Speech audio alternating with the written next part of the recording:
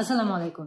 আজকের ক্লাসে আমরা আইএলটিএস রিডিং এর ম্যাচিং প্যারাগ্রাফ ইনফরমেশন নিয়ে কথা বলবো। আমরা অলরেডি কিন্তু একটা ক্লাস করেছি যেখানে আমরা ম্যাচিং প্যারাগ্রাফ হেডিং প্র্যাকটিস করেছিলাম। ম্যাচিং প্যারাগ্রাফ হেডিং হচ্ছে ঠিক এটার মতোই সেম টেকনিক, কিন্তু এক জায়গায় আপনাকে হচ্ছে যে হেডিং মিলিয়ে দেখতে হবে যে কোন হেডিং কোন প্যারাগ্রাফের সম্ভাব্য হেডিং হতে পারে। আর এই জায়গাটাতে মানে ম্যাচিং প্যারাগ্রাফ ইনফরমেশনে আপনাদেরকে যেটা ম্যাচ করে দেখতে হবে সেটা হচ্ছে যে একটা প্যারাগ্রাফে একটা তথ্য দেয়া আছে, ওই তথ্যটা আপনার একটা অপশনের মধ্যে তথ্যের সাথে মিলিয়ে দেখতে হবে। অপশন আপনাকে অনেকগুলো তথ্য দিবে, সেই তথ্যগুলোর সাথে মিলিয়ে দেখতে হবে যে কোন প্যারাগ্রাফে আপনি সেম তথ্যটা পাবেন। আমরা বেশি দেরি না করে আজকের ক্লাসটা শুরু করে দেখি যে আমরা ম্যাচিং প্যারাগ্রাফ ইনফরমেশন গুলো কিভাবে অ্যাটেম্পট করতে পারি। একদম শুরুতেই বলে দেই যে একই ধরনের প্রশ্ন ম্যাচিং প্যারাগ্রাফ হেডিং এবং ম্যাচিং প্যারাগ্রাফ ইনফরমেশনে এসে থাকে।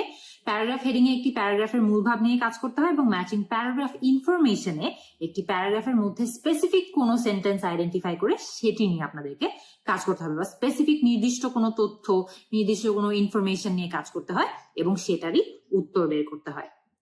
এরপরে আমরা এখানে চিন্তা করতে পারি যে এখানে কি কি ধরনের স্ট্র্যাটেজি আমাদের কাজে আসতে পারে। একদম প্রথমেই যদি আমরা দেখি তাহলে একদম 5টা স্ট্র্যাটেজির কথা আমরা এখানে বলেছি এই পেজটাতে। খেয়াল করে দেখবেন যে প্রথমে আপনি জেনারেল আন্ডারস্ট্যান্ডিং এর জন্য টেক্সটটি দ্রুত করে ফেলুন। আপনি খেয়াল করে দেখবেন যে প্যারাগ্রাফ হেডিং যেভাবে আমরা সলভ করতে আপনাদেরকে বলেছি কিছুটা ঠিক ওই রকমই আপনি কিন্তু প্যারাগ্রাফ ইনফরমেশন ম্যাচিং এর জন্য সেম টেকনিক খাটাতে পারেন। প্রথমে জেনারেল আন্ডারস্ট্যান্ডিং এর জন্য পুরো টেক্সটটি দ্রুত পড়ে নিবেন। এরপরে আপনি যেটা করবেন হচ্ছে প্রশ্নগুলো যে স্টেটমেন্ট গুলো আপনাকে দেওয়া আছে সেগুলো একটু কেয়ারফুলি একটু মনোযোগ সহকারে পড়ে দেখবেন। এরপরে প্রশ্নের মধ্যে যে ধরনের কিওয়ার্ড গুলো পাওয়া যায় বা ফ্রেজেস গুলো পাওয়া যায় সেগুলোকে আইডেন্টিফাই করবেন এবং সেগুলোর কি কি ধরনের সিনোনিম বা কি কি ধরনের প্যারাফ্রেজ রিডিং টেক্সটে ব্যবহার হতে পারে সেটা নিয়ে একটু চিন্তা ভাবনা করুন। প্রশ্নের যে স্টেটমেন্টটি কোন টেক্সট প্যারাগ্রাফ মানে আপনি যে স্টেটমেন্টটা পড়েছেন প্রশ্নের স্টেটমেন্টটি কোন টেক্সট প্যারাগ্রাফে আছে সেটা আপনি লোকেট করুন। এখানে আপনার মনে করেন যে অনেকগুলো স্টেটমেন্ট তো আপনাকে দিয়েছে, আপনি তো টেক্সটও পড়ে নিলেন, আপনি প্রশ্নগুলোও পড়ে নিলেন, টেক্সটে কোন প্যারাগ্রাফে সেটা থাকতে পারে সেটা একটু লোকেট করার চেষ্টা করেন। বেশিরভাগ সময় দেখা যায় যে প্রশ্নের স্টেটমেন্টটি হুবহু টেক্সটের আকারে থাকে না, যে কারণে আমরা আপনাদেরকে বললাম যে সিনোনিম অথবা প্যারাফ্রেজ আকারে কিভাবে সেগুলো লেখা থাকতে পারে সেটা একটু দেখার জন্য। রিকোয়ার্ড স্টেটমেন্ট বা তার কাছাকাছি অর্থের কোনো সেন্টেন্স যদি আপনি টেক্সটে লোকেট করতে পারেন সেটিকে আন্ডারলাইন করে রেখে দিন। আপাততই কিন্তু আপনার ফাইনালাইজ করতে হচ্ছে না, আপনি এই মুহূর্তে জাস্ট ওই জিনিসটাকে আন্ডারলাইন করে মাথার মধ্যে রাখলেই হচ্ছে। আন্ডারলাইন করা সেন্টেন্সটিকে প্রশ্নের স্টেটমেন্টের সাথে মিলে নাকি না সেটা যাচাই করে আপনার উত্তর ফাইনালাইজ করুন, যে আপনি যে সেন্টেন্সটি আন্ডারলাইন করলেন সেটা প্রশ্নের স্টেটমেন্টের সঙ্গে হুবহু মিলছে নাকি, বা তারা একই আইডিয়া নিয়ে কথা বলছে নাকি, একই জিনিস নিয়ে কথা বলছে নাকি সেটা যাচাই করুন। যদি মিলে যায় তাহলে সেটাকে ফাইনালাইজ করে দিন। প্রত্যেকটি প্রশ্নের জন্য আপনি এতগুলো স্টেপ যে চিন্তা করলেন, এই যে 1 2 3 4 প্রত্যেকটা দেখলেন, এর মধ্যে 2 3 এবং 4টা আপনি প্রত্যেকটা প্রশ্ন বা প্রত্যেকটা স্টেটমেন্টের জন্য রিপিট করবেন। রিপিট করে আপনি সেই ইনফরমেশন গুলো আইডেন্টিফাই করে নেবেন। এটার জন্য আমি যদি আপনাদেরকে খুব দ্রুত কয়েকটা টিপ দিয়ে দেই, একদম প্রথম হচ্ছে যে এই প্যারাগ্রাফ ম্যাচিং ইনফরমেশন প্যারাগ্রাফ যে টাইপ অফ কোয়েশ্চেনটা আছে এই আইটেমটি পারলে শেষে উত্তর করবেন। এটাকে শেষে উত্তর করলে দেখা যায় যে আগে থেকেই আপনার কিন্তু প্যাসেজটা পড়া হয়ে গিয়েছে, টেক্সট সম্পর্কে একটি ভালো ধারণাও হয়ে গিয়েছে, আপনি সহজেই দেখা যাবে যে এই টাইপের প্রশ্নগুলো আরেকটু ফাস্টার আইডেন্টিফাই করতে পারবেন, যেটা হয়তো প্রথম দিকে করলে নাও পারতে পারেন। প্রশ্নের মধ্যে নাম, জায়গার নাম, নাম্বার ইত্যাদি যদি থেকে থাকে সেটি ঠিকঠাক আইডেন্টিফাই করুন, কারণ এগুলো কিন্তু টেক্সটে সহজে খুঁজে পাওয়া যায়। আমরা যদি এই যে মানুষের নাম বা জায়গার নাম বা কোনো ধরনের নাম্বারের কথা বলি, এগুলো কিন্তু সহজে টেক্সটের মধ্যে দেখাও যায়, আপনি খুব সহজে সেটা খুঁজেও পাবেন। এরপরে আমরা যদি কথা বলি যে সিনোনিম বা প্যারাফ্রেজ সম্পর্কে খুবই যদি আমরা বলতে হয় তাহলে খুব কেয়ারফুল থাকবেন, কারণ এক এক সময় দেখা যায় যে আপনার দেখে হয়তো বা মনে হবে যেটা সিনোনিম কিন্তু আসলে উল্টো কথাটা বলছে। খেয়াল করে দেখবেন যে প্রশ্নে যদি 34% বলা থাকে টেক্সটে সেটা জাস্ট ওভার আ থার্ড এভাবেও অথবা অ্যাবাউট আ থার্ড হিসেবেও বলা যেতে পারে, কারণ দুটি ফ্রেজের অর্থ কিন্তু সেম। 34% হচ্ছে 1/3 এর মতোই, আর জাস্ট ওভার আ থার্ড বা অ্যাবাউট আ থার্ডও কিন্তু 1/3 এর মতোই। এইভাবে কিন্তু অনেকভাবে তারা প্যারাফ্রেজ করে আপনাকে তথ্যগুলো দিতে পারে। আচ্ছা, তো আমরা এখন আমাদের সামনে একটা প্র্যাকটিস টাস্ক দেখছি, যেখানে আমরা ম্যাচিং প্যারাগ্রাফ ইনফরমেশনটা একবার অ্যাটেম্প্ট করে দেখবো। তো আমাদের এখানে যে টাইটেলটা আছে সেটা হচ্ছে যে Amundsen's expedition to the South Pole. মানে আমরা বুঝতে পারছি যে এখানে সাউথ পোল হয়তো বা এক্সপ্লোর করতে যাওয়া নিয়ে কোনো একটা তথ্য থাকতে পারে, বা প্যাসেজটার টপিক হয়তো বা সাউথ পোল এক্সপ্লোর করা নিয়ে হতে পারে, কারণ এক্সপেডিশন শব্দটা মানে কিন্তু এক্সপ্লোর করতে যাওয়া। আর মানসেন নিশ্চয়ই কোনো একজন ব্যক্তি হবে। আমরা দ্রুত একটু পড়ে দেখি। The first expedition to reach the geographic South Pole was led by the Norwegian explorer Roald Amundsen. মানে যে একদম প্রথম যে এক্সপেডিশনটা হয়েছিল, যেটা সাউথ পোলে গিয়েছিল, সেটা হচ্ছে নরওয়েজিয়ান একজন এক্সপ্লোরার রোয়াল্ড এমানসেন করেছিলেন বা লিড দিয়েছিলেন। He and 4 others arrived at the pole on 14 December 1911. তারা 14 ডিসেম্বর 1911 সালে অ্যারাইভ করে পোলে, 5 weeks ahead of a British party led by Robert Falcon Scott. তারা 5 সপ্তাহ আগে চলে আসছে। তার মানে রবার্ট ফ্যালকন স্কট হচ্ছে একজন ব্রিটিশ পার্টি, যিনি ওই এক্সপেডিশনে উনিও গিয়েছিলেন ওনার টিমকে নিয়ে, অ্যাজ পার্ট অফ দ্য টেরা নোভা এক্সপেডিশন। ওনাদের এক্সপেডিশনটার নাম ছিল টেরা নোভা এক্সপেডিশন। এবং তারা হচ্ছে এমানসেনের যে গ্রুপটা আছে তাদেরও ফ্যালকন স্কটের 5 সপ্তাহ আগে পৌঁছে গিয়েছে সেখানে। আচ্ছা, Amundsen and his team returned safely to their base. Amundsen and তার টিম হচ্ছে সেফলি নিরাপদে তাদের বেসে চলে গিয়ে যেতে পেরেছে, and later learned that Scott and his 4 companions had died on their return journey. যে তারা সেফলি বেসে রিটার্ন করার পরে শুনতে পেরেছে যে স্কট এবং তার 4 জন যে সঙ্গী ছিলেন তারা হচ্ছে তাদের রিটার্ন জার্নির সময় মারা যান। আচ্ছা, এটা ছিল প্যারাগ্রাফ এ। আমরা প্যারাগ্রাফ বি টা অল্প করে দেখে নেই। Amundsen's plans had focused on the Arctic and the conquest of the North Pole by means of an extended drift in an ice-bound ship. এখানে বোঝা যাচ্ছে যে এমানসেন যে প্ল্যানটা করেছিলেন সেটা হচ্ছে যে আর্কটিকে ফোকাস করেছিলেন, এন্ড তিনি নর্থ পোলকে আসলে এক্সপ্লোর করতে চেয়েছিলেন হচ্ছে একটি শিপের মাধ্যমে, একটা শিপে ড্রিফট করার মাধ্যমে। He obtained the use of Fridtjof Nansen's polar exploration ship Fram. মানে উনি হচ্ছেন and undertook extensive fundraising. সে অনেক ফান্ডরেজিং করেছে একজন লোকের, ন্যানসেন নামের একজন লোকের পোলার এক্সপ্লোরেশন শিপ যার নাম ছিল ফ্রাম, সেটাকে ইউজ করেছে। Preparations for this expedition were disrupted when in 1909 the rival American explorers Frederick Cook and Robert E. Peary each claimed to have reached the North Pole. যে এই এক্সপেডিশনের জন্য যে সব প্রিপারেশন নেওয়া হচ্ছিল সেগুলো সব একটু চুরমার টাইপ অফ হয়ে যায় 1909 সালে, যখন তাদের রাইভাল, তাদের অপোজিং আমেরিকান কিছু এক্সপ্লোরার ছিলেন Friedrich cook, Robert E Piyari, তারা ক্লেম করেছিলেন যে তারাও নর্থ পোলে পৌঁছে গিয়েছেন। Amundsen then changed his plan. তো এখানে খেয়াল করে দেখবেন, এখানে কিন্তু প্রথমে আমাদেরকে বলছে, এর আগের প্যারাগ্রাফে কিন্তু তারা বলেছে যে সে সাউথ পোল কনকার করতে গিয়েছে। খেয়াল করে দেখবেন, expedition to reach the geographic south pole. তো এখানে আমাদেরকে বলছে যে সে সাউথ পোলে গিয়েছে। আবার দ্বিতীয় প্যারাগ্রাফে বলেছে যে প্রথমে তার আসলে নর্থ পোলে যাওয়ার প্ল্যান ছিল, কিন্তু নর্থ পোলে যাওয়ার প্ল্যানটা তার ক্যান্সেল হয়ে যায়, কারণ এখানে আমেরিকান কিছু এক্সপ্লোরার আসে যারা অলরেডি আগে বলে দেন যে তারা নর্থ পোলে চলে গিয়েছেন। Amundsen then changed his plan and began to prepare for a conquest of the South Pole. যে সে তার প্ল্যান চেঞ্জ করলো, এখন সিদ্ধান্ত নিল যে সে সাউথ পোলে যাবে। আচ্ছা, uncertain of the extent to which the public and his backers would support him, he kept this revised objective secret. যে সে আসলে নিশ্চিত ছিলেন না যে পাবলিক, তার সাপোর্টাররা তাকে ব্যাক করবে নাকি, এই কারণে সে হচ্ছে এই জিনিসটা সবার থেকে গোপন করে রাখে। When he set out in June 1910, even most of his crew believed that they were embarking on an Arctic drift. So সবচেয়ে বিস্ময়কর ব্যাপার হচ্ছে যে যখন তারা 1910 সালের জুনে সেট আউট করে বা শুরু করে তাদের যাত্রাটা, তার ক্রুয়েরও অনেকে জানতো না যে সে আসলে সাউথ পোলে যেতে চায়। তারা সবাই বিশ্বাস করছিলেন যে তারা আর্কটিকে যাবে বা নর্থ পোলে যাবে। সো সে তার ক্রুয়ের অনেকজনকেও আসলে পুরো কথাটি বলেনি। আচ্ছা, থার্ড প্যারাগ্রাফটা দেখি। The expedition's success was widely applauded. The story of Scott's heroic failure overshadowed its achievement in the United Kingdom, unable to accept that a Norwegian had been the first person to set foot in the South Pole, but not in the rest of the world. So এখানে বলতে যাচ্ছে যে সারা বিশ্বে কিন্তু এই যে এক্সপেডিশনের সাকসেসটা ছিল সেটা অনেক বেশি অ্যাপ্রিসিয়েট করা হয়েছে, কিন্তু একটি মাত্র দেশে এটা অ্যাপ্রিসিয়েট করা হয়নি, সেটা হচ্ছে ইউনাইটেড কিংডমে, বিকজ ওরা মেনে নিতে পারছিলেন না যে একজন নরওয়েজিয়ান ব্যক্তি হচ্ছে সাউথ পোলে প্রথম যেতে পেরেছিলেন, কিন্তু একজন ব্রিটিশ যেতে পারেনি। আচ্ছা, Amundsen's decision to keep his true plans secret until the last moment was criticized by some. অনেকে হচ্ছে এটাকে ক্রিটিসাইজ করেছিলেন যে সে কেন শেষ মুহূর্ত পর্যন্ত কাউকে সত্যি কথাটা বলেনি। Recent polar historians have more fully recognized the skill and courage of Amundsen's party. আজকালকার হিস্টোরিয়ানরা এটা আসলে রেকগনাইজ করছে যে তার অনেক দক্ষতা ছিল, অনেক সাহস ছিল. The permanent scientific base at the pole bears his name together with that of Scott. যে একটা সায়েন্টিফিক বেস আছে যেটা পোলে আছে, সেই পোলটাতে আসলে তার নামও দেয়া এবং স্কটের নামও দেয়া. স্কট যারা 5 সপ্তাহ তাদের থেকে 5 সপ্তাহ পিছিয়ে ছিলেন এবং রিটার্ন জার্নিতে তার টিম সহ মারা যান. আচ্ছা, আমরা পুরো প্যাসেজটা মোটামুটি পড়েছি, আমাদের হালকা পাতলা ধারণাও হয়ে গিয়েছে. আমরা এখন যেটা করব সেটা হচ্ছে যে আমাদেরকে যে ইনফরমেশন গুলো তারা মিলাতে দিয়েছে সেই ইনফরমেশন গুলো এখন মিলানোর চেষ্টা করব. খেয়াল করে দেখবেন এখানে কোয়েশ্চেন 1 to 5 এ বলেছে in which paragraph A to C is the following information found. আমাদেরকে এখানে 5টা ইনফরমেশন দেওয়া হয়েছে, বলা হয়েছে যে এই ইনফরমেশন গুলো আমরা কোন প্যারাগ্রাফে পাচ্ছি. সো খেয়াল করে দেখবেন আমাদের কিন্তু এই যে ইনফরমেশনের সংখ্যা বেশি 5টা, প্যারাগ্রাফের সংখ্যা কম A to C, তার মানে হচ্ছে আমাদের কিছু কিছু প্যারাগ্রাফের ক্ষেত্রে হয়তোবা একটা রিপিটেশন হতে পারে বা একটা অ্যান্সার আমরা দুবার পেতে পারি. সো হতে পারে, আমরা এখনো শিওর না. লেটস সি যে কি হয়. একদম প্রথমটা দেখি.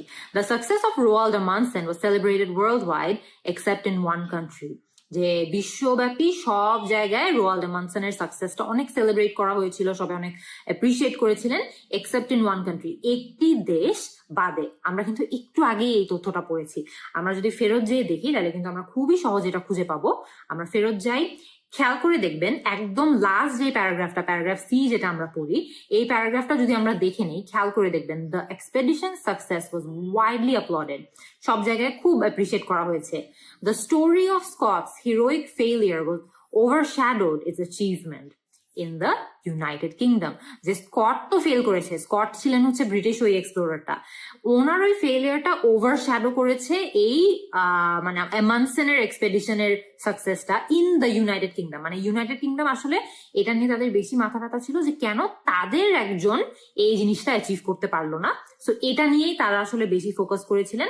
তারা আসলে অ্যামাundsen-এরটা তেমন একটা বেশি অ্যাপ্রিসিয়েট করে নাই. সো আমরা যেহেতু এখানেই তথ্যটা পেয়ে গেছি, আমরা কিন্তু এখন বুঝে গিয়েছি যে এই যে তথ্যটা তারা জানতে চাচ্ছে যে একটা দেশ ব্যতীত বাকি সব দেশে এটা খুব ওয়াইডলি সেলিব্রেট করা হয়েছে, এটার অ্যান্সারটা হবে ইউকে. সো আমরা যদি এটার অ্যানালিসিসটাও দেখতে চাই, খেয়াল করে দেখবেন আমরা এটার অ্যানালিসিসটা পাবো হচ্ছে ঠিক এই জায়গাটাতে, যে success of Roald Amundsen was celebrated worldwide. এটা প্যারাগ্রাফ সি তে উত্তর পাওয়া যায়. এন্ড এটা কেন প্যারাগ্রাফ সি তে উত্তর হচ্ছে, কারণ আমরা এখানে দেখতে পাচ্ছি the expedition success was widely applauded. ঠিক যে লাইনটা আমি আপনাদেরকে বললাম, এটা ওয়াইডলি আপলোড করা হয়, সবাই অনেক এটাকে অ্যাপ্রিসিয়েট করে. কিন্তু এই যে স্কটের যে স্টোরিটা আছে, এই স্টোরিটা মানে স্কট যে ফেল করেছে, এটা আসলে কেউ ইউকেতে মেনে নিতে পারছিলেন না, যে কারণে আমundsen-এর সাকসেসটা ইউকেতে তেমন একটা প্রভাব ফেলেনি. ওখানে সবাই হচ্ছে স্কটের ফেলিয়ার নিয়েই বেশি অবসেসড ছিলেন. সো এই কিন্তু আমাদের উত্তরটাও হয়ে গেল. আমরা যদি এখন ব্যাক গিয়ে আবারও আমাদের এই প্রশ্নের লিস্টটাতে চলে যাই, খেয়াল করে দেখবেন এখানে দেয়া আছে যে দ্বিতীয় যে প্রশ্নটা আছে, Amundsen only heard about the death of Scott after he had reached the South Pole. যে Amundsen হচ্ছে স্কটের ডেথ বা মৃত্যু সম্পর্কে জেনেছে only after he reached the South Pole. South Pole পৌঁছাবার পরে. এই ইনফরমেশনটা কোথায় দেওয়া আছে? এই ইনফরমেশনটা কিন্তু আমরা একদম শুরুর দিকে পড়েছিলাম. আপনাদের খেয়াল আছে নাকি আমি জানি না, আমার কিন্তু খেয়াল আছে.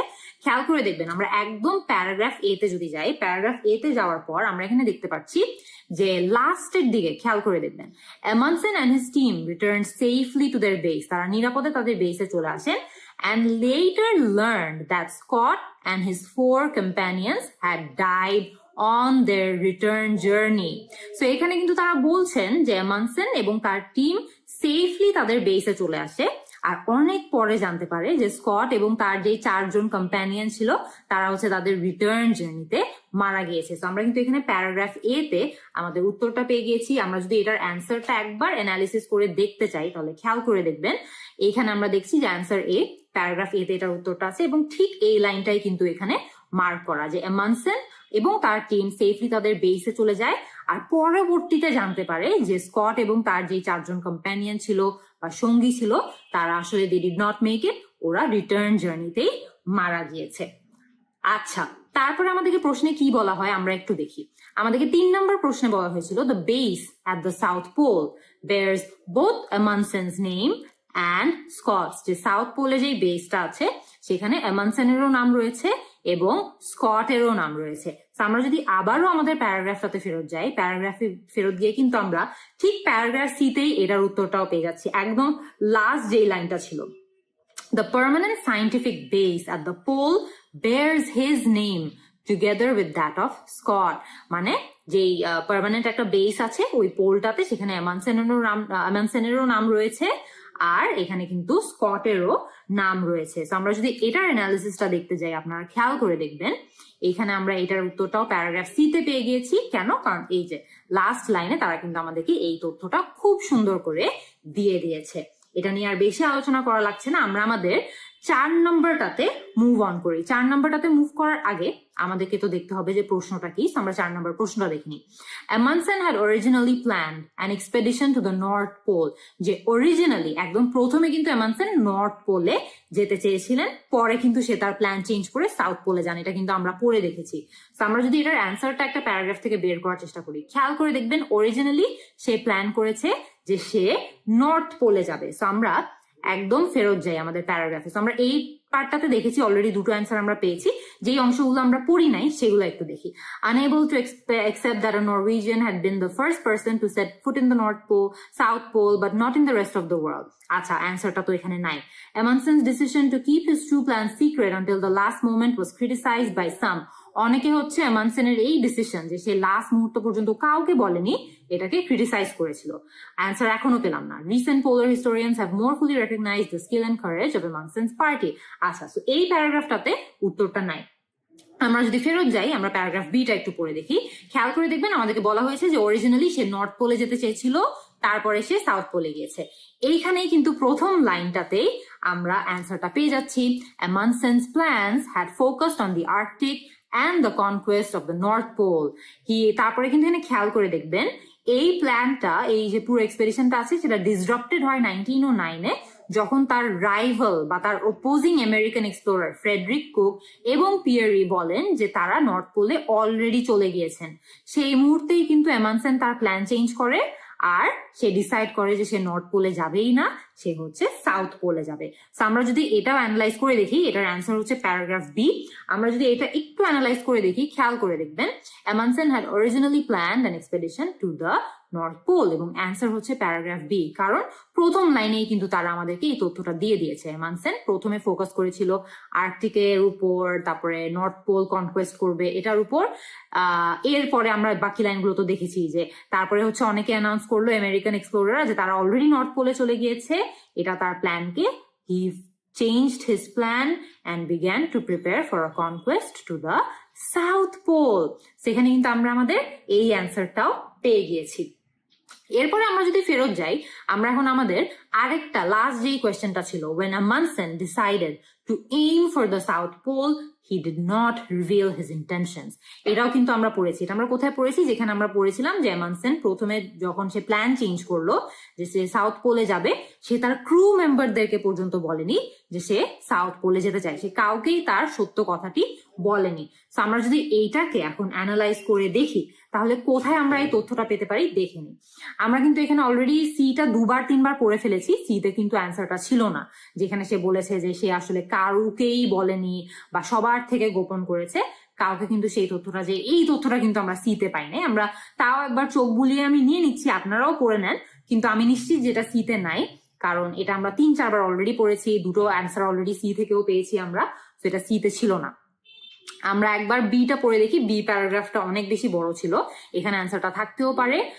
প্রথম লাইনটা তো আমরা একবার পড়েছি, এটা আর পড়বো না। হি obtained the use of Fridtjof Nansen's polar exploration ship Fram and undertook না, এখানেও নাই। Preparations were disrupted, এখানে নাই। Each claimed to have reached the North Pole, এখানে নাই। Amundsen then changed his plan, এখানে নাই। Uncertain of the extent to which the public and his backers would support him, he kept this revised objective secret. আমরা এখানে আমাদের অ্যান্সারটা পেয়ে গিয়েছি, যে এখানেই বলা হয়েছে যে সে আসলে নিশ্চিত ছিল না তাকে কতটুকু মানুষজন সাপোর্ট করবে, কতটুকু ব্যাক করবে। এই কারণেই সে তার এই অবজেক্টিভটা যে এখন সে সাউথে যাবে, নর্থে যাবে না, এটা কাউকে সে বলেনি। আমরা এখন আরেকবার দ্রুত করে আমাদের যদি অ্যান্সারটা চেক করে নিই, খেয়াল করে দেখবেন এখানে অ্যান্সার হচ্ছে প্যারাগ্রাফ বি। কেন? কারণ ঠিক এই লাইনটা, যে লাইনটা আমরা পড়লাম, এই লাইনটাতেই কিন্তু আমাদের জবাবটা আছে যে সে অনিশ্চিত ছিল যে তাকে কেউ সাপোর্ট করবে নাকি, এবং এই কারণে সে তার এই পুরো অবজেক্টিভ গুলো কাউকেই বলেনি। তো সেখানে কিন্তু আমরা আমাদের উত্তরটাও পেয়ে গিয়েছি। সিক্রেট, নট রিভিল এই ধরনের অর্থে কিন্তু আমরা আমাদের অ্যান্সারটা নিয়ে আরো অনেক বেশি কনফার্মডও হয়ে যেতে পারবো। আজকের এই ক্লাসটার মাধ্যমে কিন্তু আমরা দেখে নিলাম যে কিভাবে খুবই সহজে ম্যাচিং প্যারাগ্রাফ ইনফরমেশন, যে একটা প্যারাগ্রাফের একটা তথ্য, একটা গিভেন তথ্য প্রশ্নের মধ্যে একটা তথ্যের সাথে মিলছে নাকি সেটা আইডেন্টিফাই করা বা সেটার সাথে সেটাকে ম্যাচ করা। আপনারা কিন্তু অনেকেই হয়তো বা দেখতে পেরেছেন যে ম্যাচিং প্যারাগ্রাফ হেডিং এবং প্যারাগ্রাফ ইনফরমেশন অনেকটাই কিন্তু একটার সঙ্গে টেকনিক গুলো মিলে যায়।